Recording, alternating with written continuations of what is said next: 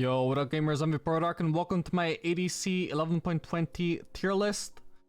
There's a few changes from the last tier list I did, which was I think around 11.18. I skipped the patch. I was feeling a bit lazy and there weren't really any ADC changes anyway, but now I've had a better idea of how all the ADC changes in 11.18 affected the game. Also got a better handle of how Lucian is right now, so I've made a few changes here. So I've moved Misfortune up to top of S tier. I think actually a common theme right now is that actually lethality builds are proving to be very strong after the Youmuu's buff. A lot of ADCs that like Youmuu's are starting to go back into lethality, so Misfortune's lethality build has suddenly become a lot more popular. She's doing pretty well in solo queue and also in pro play as a result of the buff that honestly disproportionately buffed her lethality builds more than her crit builds anyway.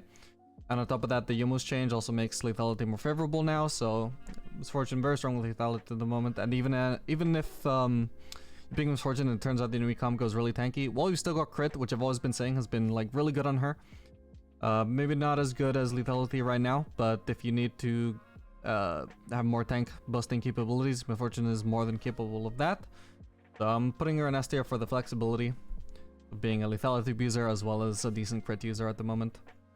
Draven also was previously in S tier anyway, but also I think is going to be really strong right now with lethality builds. I'm starting to see more people building that, going either Youmuu's Rush or like Eclipse Rush into Youmuu's or Duskblade into Youmuu's. You know, just so many options, usually involving Youmuu's. Also usually involves the Essence Reverse, so let me just pull that up for example. I mean, there's a lot of shit you can do on Draven right now. You can do Shield Bow into Collector if you want to be safe. Shield Bow into Essence Reaver might even be better. Who knows? That's terrible. Yeah, Duskblade into Collector, Essence Reaver into Eclipse, Kraken Slayer into Collector if you want to be anti-tank, Eclipse into Collector, Essence Reaver into Collector. A whole bunch of high win rate options here. Not many people are actually doing Youmuu's second item yet, but it is really strong. You can see, as you can see here, 60% win rate on this, just not a whole lot of people doing it yet. But definitely a very strong option, especially if you combine it with other lethality items. Lethality works well with lethality, so if you wanted to do Youmuu's, you could do... I mean, there's so many options. You could do Eclipse into Youmuu's into Essence Reaver, you can do Essence Reaver into Youmuu's into Eclipse, or you can do Essence Reaver into Eclipse into Youmuu's. You know, they're all three are like really good items on Draven. The order doesn't really matter too much as long as you're building all three. So that's kind of personal preference. Vayne, I still think is really good with Shield Bow into Ginsu's, or just any sort of combination of like Shield Bow Rush with Wit's End and Ginsu's, and maybe a Runeance if you're also building all that on hit. Phantom Dancer also works just as well.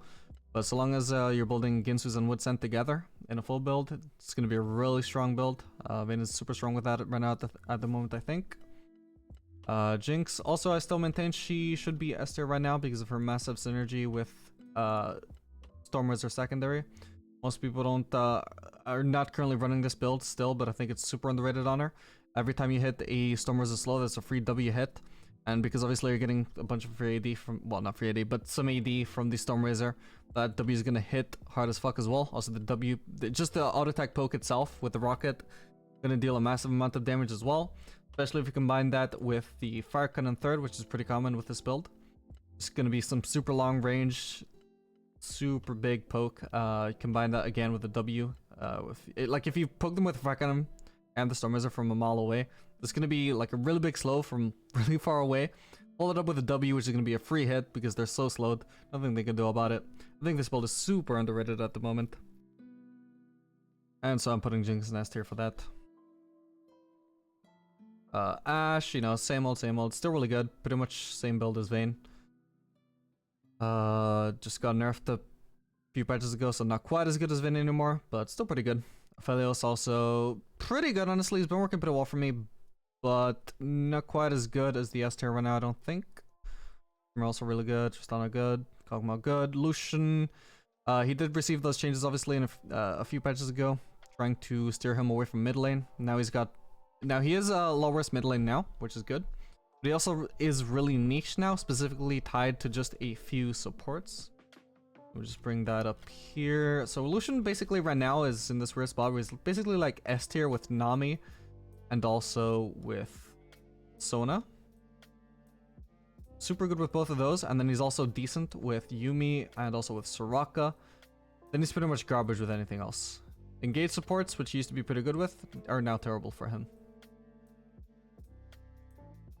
So he's extremely niche right now, but like I would probably put him in S tier if he's just always being played with Nami or Sona, for example.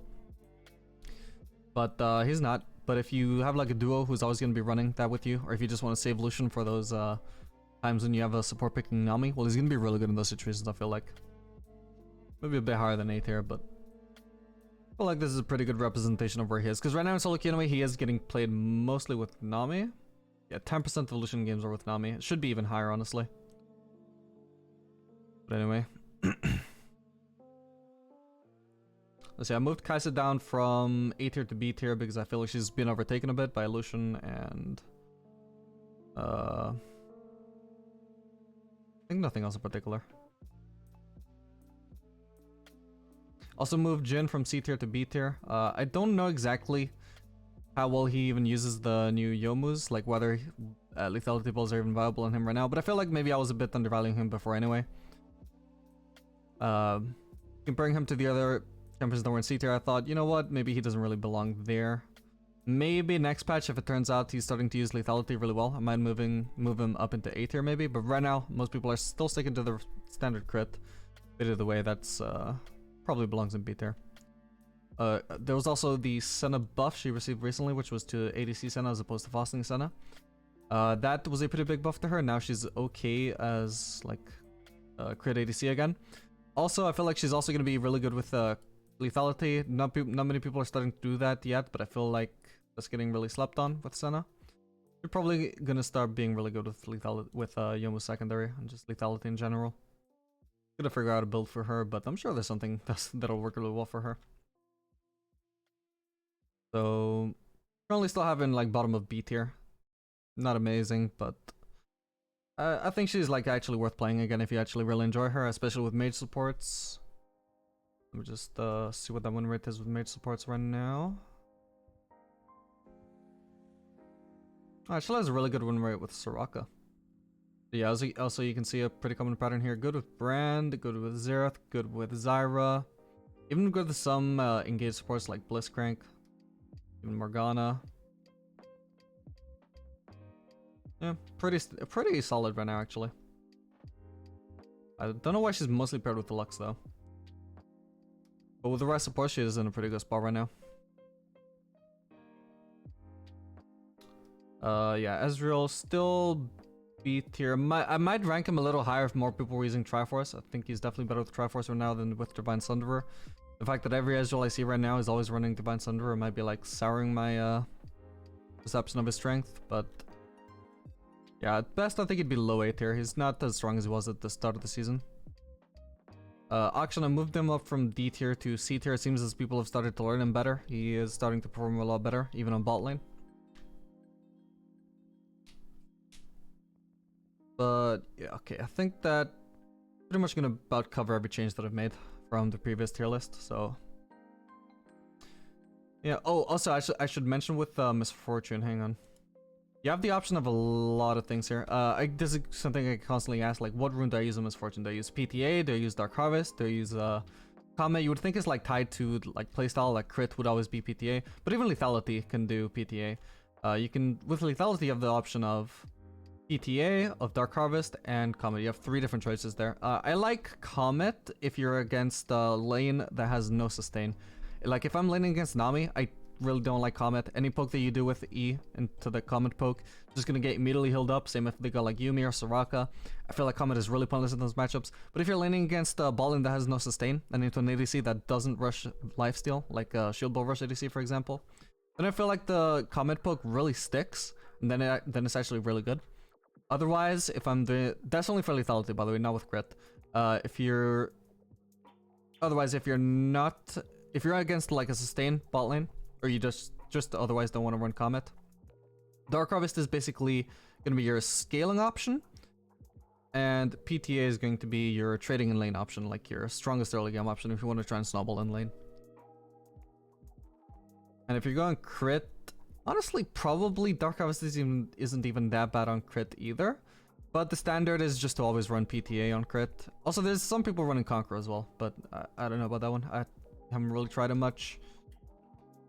Doesn't have as good a win rate as PTA either, so I'm not too comfortable about that one. But it is an option, seemingly.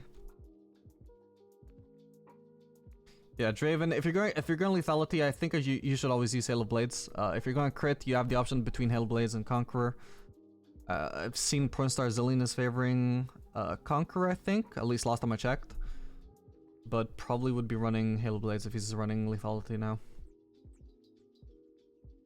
Let's see, Vayne can run PTA or Hail of Blades. Jinx always lethal tempo.